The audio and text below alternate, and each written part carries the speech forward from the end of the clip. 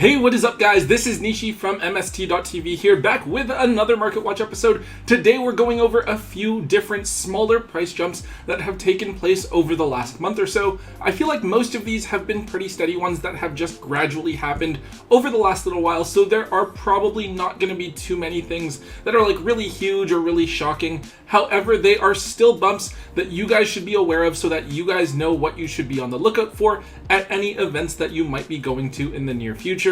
Let's get started. First up, we have a card from one of my favorite archetypes in the entire game. It is Beat Bladesmen for Hire. I love the for hire archetype because it literally messes with the way that card text is written.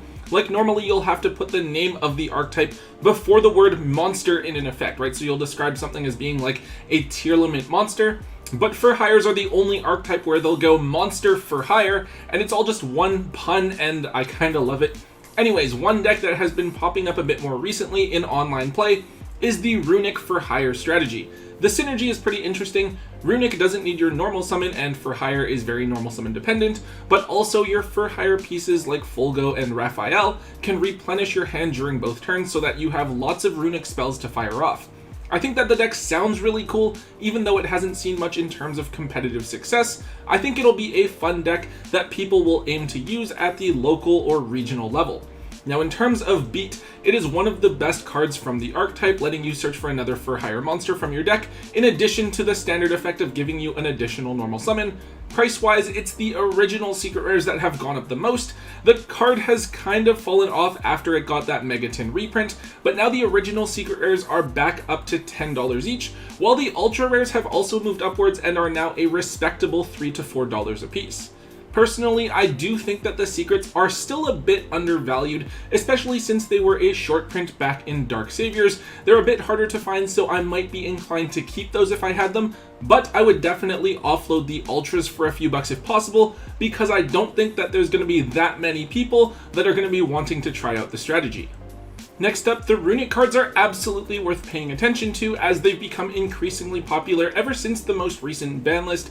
It is one of the best engines to use this format as it plays really well around evenly matched, provides a lot of potential interruptions for your opponent's turn, and can even potentially provide you with an alternate win condition in certain matchups. Because of this, Runic has seen competitive success alongside several other archetypes, including Sprite, Naturia, For Hire, and Sky Striker. Runic Tip is naturally one of the first cards to consider when you're looking at the Runic theme, as it searches for any card from the archetype. It's absolutely a 3-of in the deck, regardless of what variant you choose to play.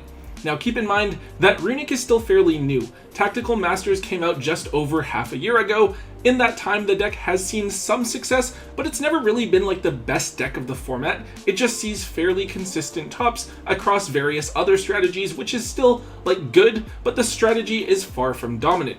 It looked like the deck was going to be really strong a couple of formats ago before the release of the Ishizu cards, when a lot of European players seemed to be really big on Runic Sprite, but it just saw limited success here in North America especially. Around that time, the card had spiked up to like $40 or $50, the card had fallen as low as just above $20, and the card is currently sitting at around $25 a piece for the Ultra, so this card is pretty close to its bottom point, despite seeing quite a bit of play in the current format.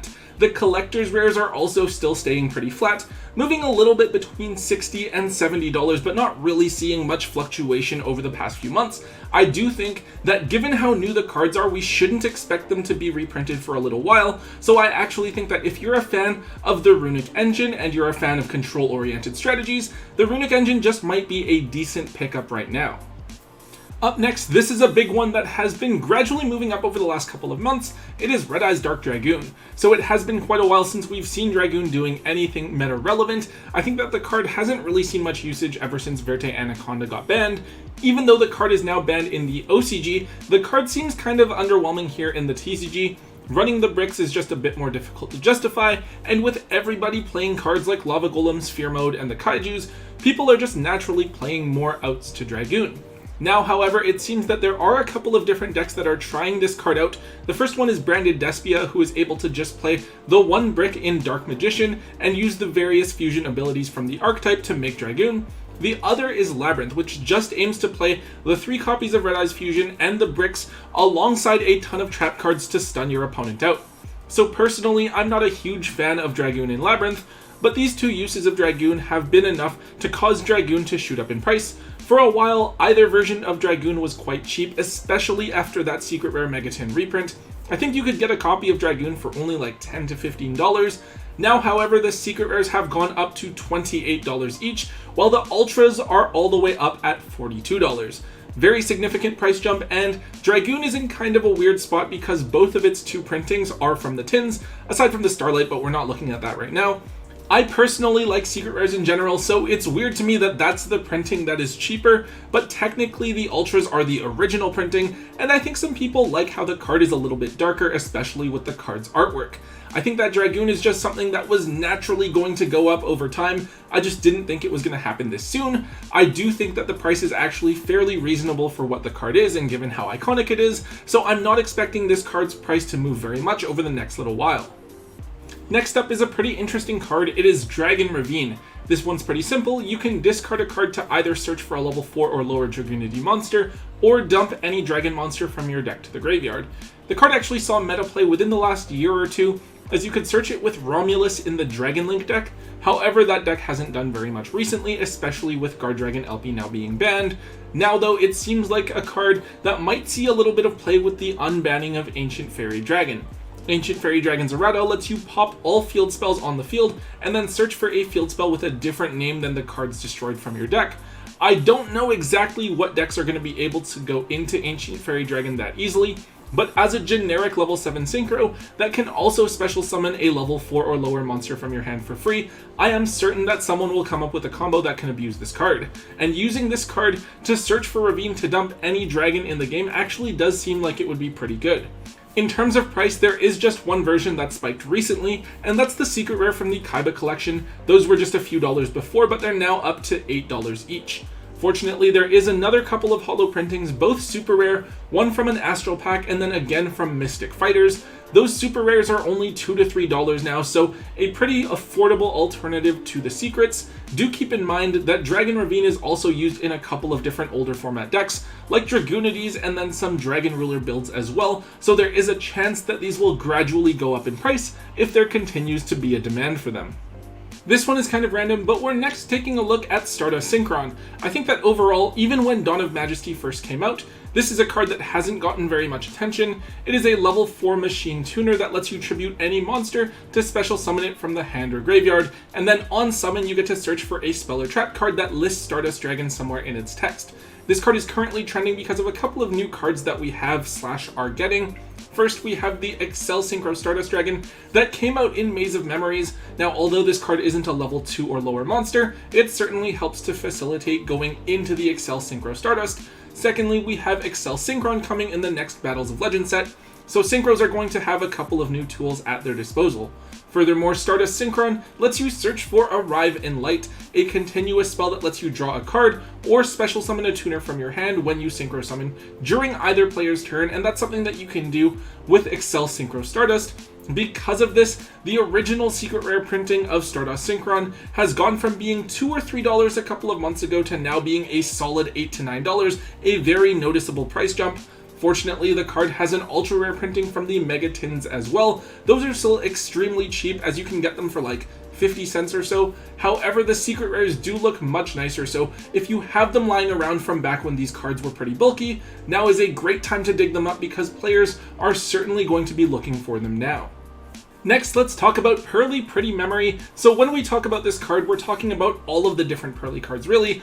Right now, the Pearly deck hasn't done anything at all. I don't think it has any regional tops, and they probably will struggle to even top most locals with the support that they currently have.